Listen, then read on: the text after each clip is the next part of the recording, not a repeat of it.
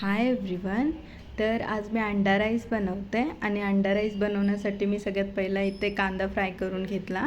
त्याच्यानंतर उकडलेला बटाटा पण मी असं फ्राय करून घेते आणि मग मी आले, लसूण, मिरची, कोथिंबीर यांची पेस्ट बनवली आणि मग त्याच्यानंतर मी दोन अंडे उकडलेले त्यांना चिरा पाडून घेतला. अंड्यांना चिरा पाडून झाल्याच्यानंतर मी तेलामध्ये थोडीशी हळद, मीठ आणि मसाला घेतला आणि मग त्याच्यामध्ये अंडे टाकून थोडे वेळ परतले त्यांना. आणि मी असे कडक नाही करत, मी फक्त असे थोडे शॅलो फ्राय टाईप्स करते. आणि मग त्याच्यानंतर त्याच तेलामध्ये मी जिरा घातला, कोथिंबीरचे देठ घातले आणि आपला कांदा घातला आणि त्याला मऊ होतोपर्यंत परतून घेतला.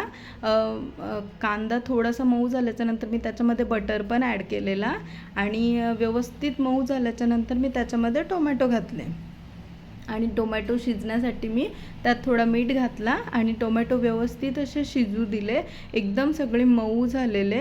त्याच्यानंतर मी त्याच्यामध्ये आपण बनवलेली आलं, लसूण, मिरची, कोथिंबीरची पेस्ट घातली आणि व्यवस्थित त्याचं म्हणजे असं उग्र वास न येतो तोपर्यंत असं शिजू दिलं.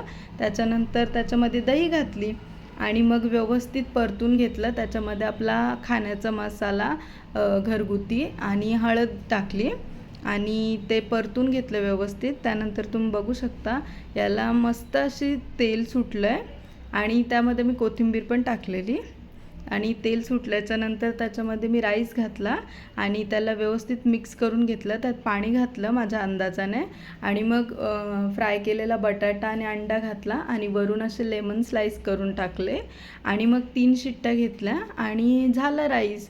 आणि तुम्ही बघू शकता किती मस्त झालेला आणि खायला पण खूप चवीचा लागतो. तुम्ही नक्की एकदा ट्राय करा.